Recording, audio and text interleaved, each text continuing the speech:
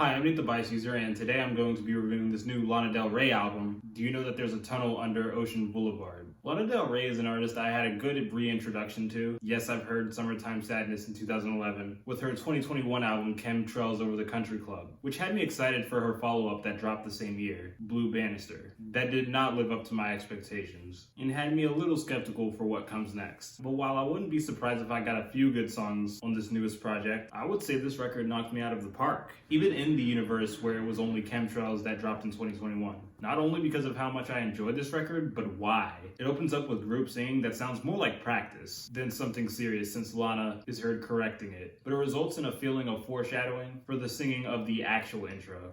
Once we get into the grants, where it's heavy, the vocals that were early in the song was refreshing, and the chamber pop pianos and violins were passionate. The follow-up and title track shows Lana's current state of vocals when not being in a group, and I am notified she can still handle herself. In fact, she sounds even better when not as out there on the track A&W. She's low, but the dragging of her voice at the end of the chorus, on the other hand, saying American Horror, creates an open effect for the cave-like autotune. To other stuff about this track, I like the enthusiasm of the pianos, and I have to give it to the instrumental that decides to go digital after 3 tracks of traditional chamber pop, with the bass drum and autotune that sounds like a walkie-talkie. And while there aren't as many layers to this part, it's still very engaging. The bass is heavy enough and clean, and with the walkie-talkie auto-tune I mentioned, Lana continues to drag her voice but still sounds great despite the production change. But the different vocal tones backing her up might have helped. I love this direction and I'm glad we got more of it, not that it's immediate. Judah Smith interlude is indeed an interlude, but I love the seriousness of Pastor Judah Smith getting put on top of a laid-back instrumental. Candy Necklace was beautiful already from Lana's singing, but the piano sounded so good tagging along. The piano play on Paris, Texas was calm,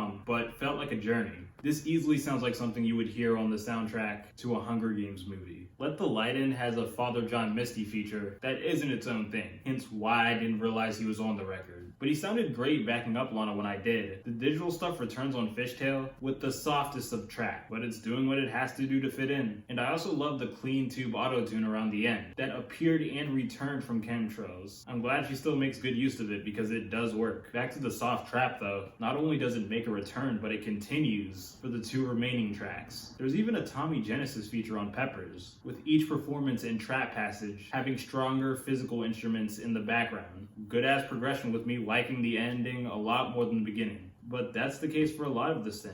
The tracks start off great, just so I could be surprised with how much harder it can go in the future. Lana is catchy at the start of Taco Truck XVB, and quality instrumental, but when the soft trap comes in at the final half, we get a moody synth bass with thickness that sucks me in hard. Overall, did you know that there's a tunnel under Ocean Boulevard? Is Lana Del Rey on a level I was not expecting her to be on? This thing is fantastic, and I'm still processing what she did here. I can only do so much to put how amazing this thing is into words. I'm just gonna give this album an 8.7 and leave it at that. Like, subscribe, comment how you feel, or give a suggestion. Check out my other social medias, and I'll see you next time.